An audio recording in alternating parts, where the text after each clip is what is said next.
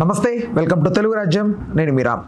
దేవినేని ఉమా గారు టీడీపీ నుంచి తప్పుకొనున్నట్లుగా వైసీపీలో జాయిన్ అవుతున్నట్లుగా వార్తలు వస్తున్నాయి. ఓవరాల్గా ఈ వార్తల గురించి ఒక మంచి క్లారిటీ ప్రముఖ పొలిటికల్ అనలిస్ట్ కేఎస్ ప్రసాద్ గారి నుండి తెలుసుకుందాం.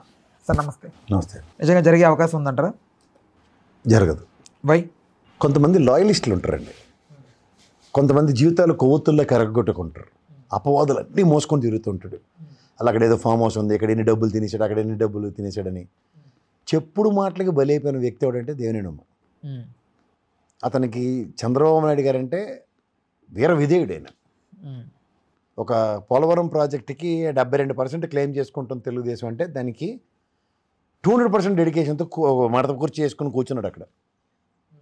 సోమవారం పోలవరం అన్న మాట చంద్రబాబు నాయుడు గారి నోట్లో చూస్తే ప్రోగ్రెసివ్ నోట్లో ప్రతి సోమవారం ఆయనకు ప్రోగ్రెస్ చూపించడానికి ఆయన సమయం చచ్చట్టు చెప్పాలి. పిల్లల్ని అందరినీ పనంగా పెట్టి. ప్రాబ్లం ఏంటంటే ఆ పార్టీ అతని సర్వీసెస్ని ఈ తండ్రి కొడుకుల రాజకీయంలో బలేసేశారు. ఈ వసంత కృష్ణప్రసాద్ మీద అతను ఆద్యంతం యుద్ధం చేసి అతని దోపిడీకి ఆ నియోజకవర్గం బలై కూడా, ఎందుకంటే స్థానికంగా నియోజకవర్గంలో ఎమ్మెల్యే నిలబడితే కొన్ని పనికిమాలిన పనులు జరగవు. కానీ పనికిమాలిన పనులు జరుగుతున్నప్పుడు ఒక ఎమ్మెల్యేగా నిలబడలేక నిస్సాయ స్థితి. ఎందుకంటే నీటిపారుదల శాఖ మంత్రిగా పోలవరం పనులు బిజీగా ఉన్నప్పుడు అతని క్యాడర్ మిగిలిన కూడా సహకరించలే. సాధారణంగా గ్రూపులు కట్టే మనిషి కాదు అతను. తన పని తాను చేసుకుందాం అన్న దాంట్లో ఆయనలో అహంకారాన్ని ఎస్టాబ్లిష్ చేశారు. తన పని తాను చేసుకోవడంలో అహంకారాన్ని ఎస్టాబ్లిష్ చేస్తే ఎవడ కర్మ? వెట్టి చాకరీ చేసి పార్టీకి వీర విధేయతను చాటుకుంటూ అధినాయకుడికి at the cost of his life అయితే దానికి కూడా ఇవాళ కూడా అతనికి ఏవి పదవి ఉన్నందుకు ఇంకా అతని మీద అబాండాలు వేసి వైఎస్ఆర్సీపీకి వెళ్ళిపోతాడు నెగిటివ్ ఫీలర్లు ఇస్తే ప్రతి నిమిషం ఏదైనా అంటే వెళ్ళిపోవాలని ఇట్లా టెస్ట్ ఏమైనా పెడుతూ ఉంటాడు ఆయనకి. వెళ్ళిపోవాలని ఇట్లా ఏమైనా చేస్తున్నారా? అదే చెప్తున్నానండి. ఇప్పుడు ఒక నాయకుడు అతని కళ్ళ ముందే ఇంకొక నాయకత్వ ప్రతిష్ఠ జరిగిపోయినప్పుడు ఆ నాయకుడు ఖచ్చితంగా తనకు అనిశ్చితే క్రియేట్ చేస్తాడు. తనది కానీ నియోజకవర్గంలో వేరే పరంగా వచ్చి తనది అని చాటుకున్న దగ్గర స్థానికతకి అతనికి ప్రభావం క్రియేట్ చేసే అవసరంలోనే ఉంటుంది. ఇప్పుడు మైలవరం నియోజకవర్గంలో గతంలో ఆయన ఎమ్మెల్యే మినిస్టర్. సో దానివల్ల ఏమవుతుంది? ఇప్పుడు ఆయన్ని 7 దాటిన తర్వాత బోడిమల్లని అతని సర్వీసెస్ అన్నీ నాట్ రికగ్నైజ్డ్. ఇప్పుడు వాళ్ళు చూస్తారు వీళ్ళు చూస్తారని చెప్తే ఒక పక్క మీరు నియోజకవర్గంలో దోపిడీలు చేసి ఎమ్మెల్యేలు కనబడుతున్నారు. మీకు దోపిడీ చేయకుండా అమాయకంగా ఉన్నందుకు డబ్బులు లేవు. డబ్బులు లేకపోతే రాజకీయ క్షేత్రంలో తొక్కేస్తామంటే తొక్కించబడ్డాడు అతను.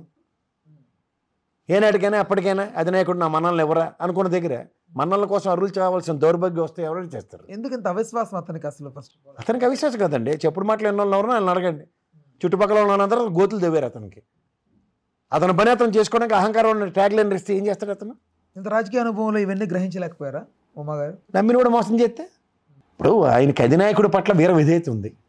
ఇంకా ఆఖరికి తల కూడా ఆయనలాగా దూకుని తిరుగుతారు అతను.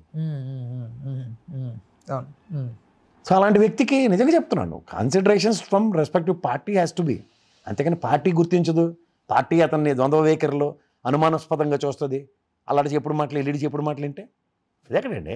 పైపచ్చి అతని నియోజకవర్గంలో వేరే పార్టీ నుంచి అప్పటికప్పుడు వచ్చినోడికి రాత్రి ఆగమేఘాల మీద టికెట్ ఇచ్చి అతని క్రెడిబిలిటీని అతని క్రెడెన్షియల్స్ని క్వశ్చన్ చేస్తే పైపచ్చి ఇప్పుడు అదే పని ఎవడైతే చేసి వచ్చాడో ఆర్త్రూగానే ఇంకో డిఫరెంట్ ఫీలర్లు ఇస్తూ మళ్ళీ వైఎస్ఆర్సీపీకి వెళ్ళిపోతాడంటే టికెట్ ఇవ్వకపోతే రాత్రి తట్టబొట్ట చదువుకుని వెళ్ళిపోయిన వాళ్ళు ఎంతోమంది ఉన్నారు. ఇప్పుడు ఖచ్చితంగా చెప్పొచ్చు ఆయన దేవినేని నెహ్రూ గారి బ్రదర్ కాబట్టి, దేవినేని నవీన షట్ పక్కన్నాడు కాబట్టి వివక్షకు గురవుతున్నాడు అతను. ప్రతి నిమిషం అతనికి లిట్మస్ టెస్టే. నేను ప్రతి నిమిషం ఆయన ప్రూవ్ చేసుకోవాలి. ఇది ఎక్కడ దౌర్భాగ్యం? మూలాలు ఎక్కడి వరకు వెళ్తాయి? ఎక్కడికి వెళ్తాయి? ఎక్కడికి వెళ్ళు. ఆయన మూలాలు ఎప్పుడు తెలుగుదేశంలోనే ఉంటాయి. పర్యవసానాలు ఆయన అనుభవిస్తున్నాడు. పర్యవసానాలను అనుభవిస్తున్నాడు at the cost of his life, at the cost of his political career. ఇప్పుడు బాధాకరమైన విషయం ఏంటంటే వసంత కృష్ణప్రసాద్ మీద ఆయన నిరంతర పోరాటం చేశాడు 5 సంవత్సరాలు. అతనికి అక్కడ టికెట్ ఇచ్చి ఇతనికి ఇవ్వకపోవడం. అప్పుడు కూడా అతను నిజంగా ఆయన క్యాడర్తో కనుక నెగిటివ్ చేసినట్టు వసంత కృష్ణప్రసాద్ గెలుస్తాడా? 11కి ఇంకోటి తోడే ఉందని కదా. కానీ అతను చిత్తశుద్ధి చాటుకున్నాడు కదా పార్టీ పట్ల విధేయత, విశ్వసనీయతను. కానీ అతనికి తిరిగి గుర్తింపు అంటే ఇప్పుడు ఆశించి చేస్తున్నారు అనుకుంటున్నారా మీరు? ఆశించకుండా ఉన్న దేవినేని ఉమాన్ని నెత్తికేసి బండగొట్టి అతన్ని నిజం నుంచి గన్న పేలిస్తూ ఇతనికి లేని ఇది పెట్టి అక్కడికి పంపిస్తున్నారు. ఎక్కడికి వెళ్ళిపోతాడు? వైఎస్ఆర్సీపీకి వెళ్ళిపోతాడట అని లేనిపోయిన అపవాదులు క్రియేట్ చేస్తున్నారు. అంటే వెళ్ళిపోవాలనే ఒక ఇంటెన్షన్ వీళ్ళకేమన్నా? వెళ్ళిపోవాలన్నా అతనైతే వెళ్ళే మనిషి కాదు. వెళ్ళిపోవాలని చాలా మందికి ఉంటుంది.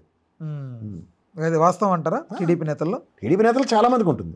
అందరూ కొత్తగా వచ్చిన వసంత కృష్ణప్రసాద్కి అయితే ఎట్టి పరిస్థితి ఇతను పంపిస్తేనే మిగిలిన ప్రాబ్లమ్ సాల్వ్ అవుతాయని. అంటే ఎందుకు ఏంటి ఈయన ఉంటే ఏంటి ప్రాబ్లం? ఒకవేళ పార్టీలోకి. ఈయన పని నేను చేసుకుంటాడు కాబట్టి, తప్పును వెళ్ళి లక్ష్మీపతి ఎవరిలో ఉండవు కాబట్టి తప్పును వెళ్ళి చూపిస్తాడనా? అన్ని రకాలుగా ఉంటాయి. ఒక నిజంగా వైసీపీ ఆహ్వానిస్తే వెళ్తాడా? నాకైతే నేను ఖచ్చితంగా చెప్పగలను వెళ్ళడాన్ని. అతని commitment towards his party and Chandrababu గారు అంటే ఆయనకు అంత ఇది. నేను అంటుంది ఏంటంటే పోలవరం అండ్ పార్టీ అండ్ అతని నియోజకవర్గం 3 హెర్క్యులెన్ టాస్క్స్. ఇప్పుడు ఏ మంత్రి అనే వాళ్ళు నిమ్మల రామారాయణ ఉన్నాడు, ఏ నీటిపారుదల శాఖ అని చెప్పి 24/7 ఆ రోజు అంత చేస్తే అంత క్రెడిట్ కొట్టేశాడు కదా ఆయన. మిలిటరీ వాళ్ళు చేయలేని పనులు మా రామానాయుడు చేసేసారు, నేను చేసేసానని చెప్పి క్రెడిట్లు తీసుకున్న దగ్గర ఏం చేయగలిగారు?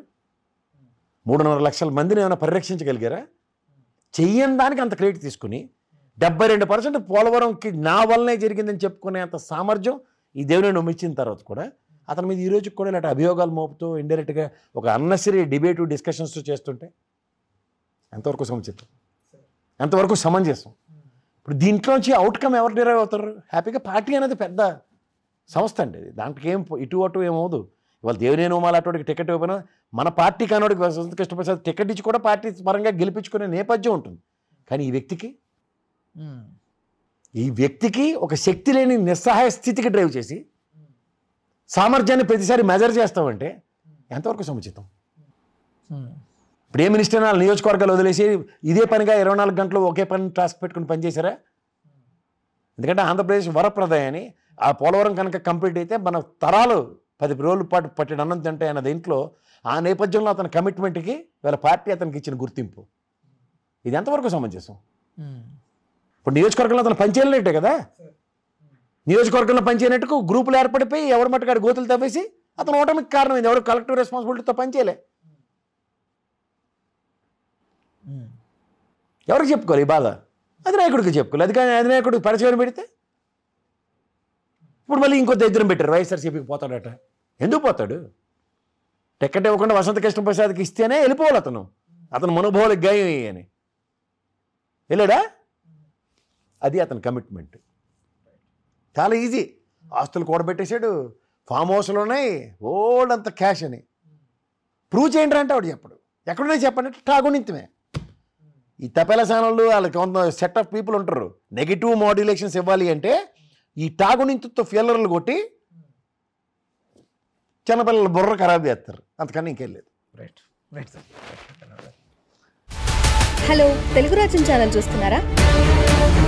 సామాజిక రాజకీయ జీవన చిత్రణే తెలుగు రాజ్యం. అతిశయోక్తులు అసత్యాలు ఉండవు. రాజకీయ కోణం కాదు, ప్రజా కోణమే కొలబద్ద. తెలుగు రాజ్యం వీక్షణ మీ ఉత్తమ అభిరుచికి నిదర్శనం.